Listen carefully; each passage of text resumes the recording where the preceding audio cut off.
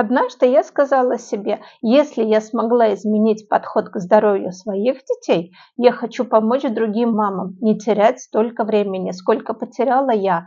Я не родилась экспертом, я была мамой, которая тоже переживала, тоже боялась очередной болезни, тоже слушала, это нормально, все дети болеют, но однажды я решила перестать просто ждать.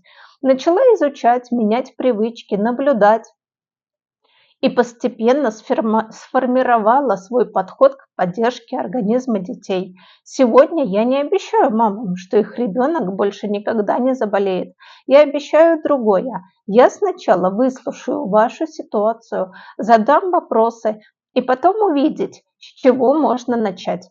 Если хочешь такой разбор, напиши мне старт, а в комментариях ответь на один вопрос. Какая фраза о здоровье ребенка раздражает тебя больше всего? Перерастет, все болеют или это нормально?